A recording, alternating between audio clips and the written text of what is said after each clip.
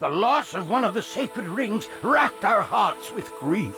Putting aside our sorrow, we renewed our faith in the prophecy that other rings would be found, and see how our faith has been rewarded.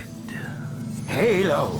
In Halo 2, we've got a much bigger story to tell, and this story takes place in a lot of different places. We're going to send the player on this galactic romp from the ruins of Halo to the Prophet's homeworld, High Charity, to these amazing Forerunner facilities in the atmospheres of planets. The player is going to transition from mission to mission, from one unexpected place to the next. There is no doubt the storm will strike the facility. We start out with a sheet of paper and just try to generate ideas. What are the cool things that could happen on this mission? We'll bang our heads against the whiteboard and we'll call each other assholes, and that's crazy, and we can't do that, before we cobble together some unified plan which is going to work for the entire level.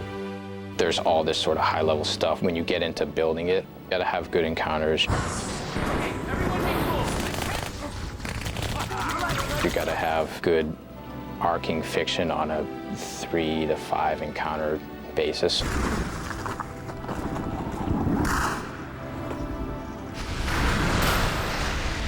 At some point, you'll get a surprise twist that sends you off in a different direction, and then it's got a really cool finale.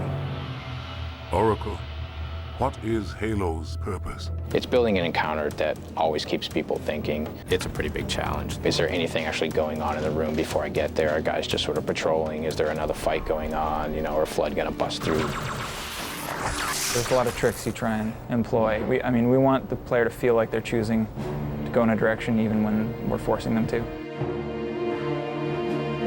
We guide the player with texture, with lighting, with AI, with sound. We obviously want to make it so that there are multiple paths through this space. Every single one of those areas had to be modeled by an artist. I mean, there's someone went in there, and for every single wall you see, every single floor, every single light, every single piece of glass, like there was an artist there. Someone had to go through and make all that. What I like most about Halo is that we don't build encounters and our AI doesn't act in a way that is very predictable.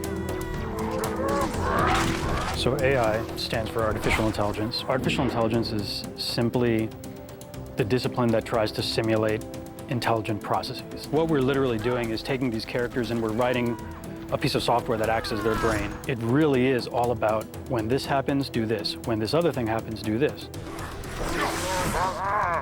That's a lot where the designers and artists step in, is deciding, well, we have all this cool technology, how are we going to use it? And how are you going to create this experience that the player can understand, that when, he sees a certain type of thing, that if he shoots it, it's going to blow up and he's going to be able to destroy it and pass through it.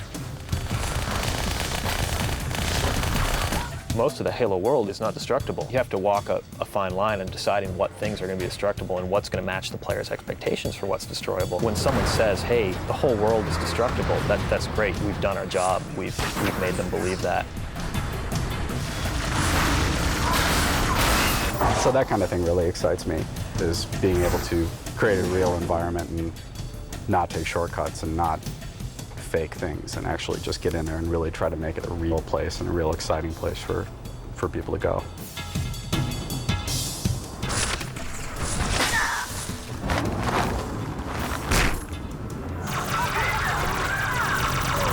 If you can set it up so that each new situation is the problem that the player has to solve, he can do that over and over and over again.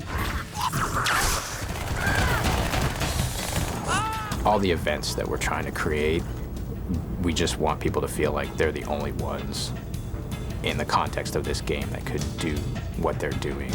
It's all about you saving the universe again.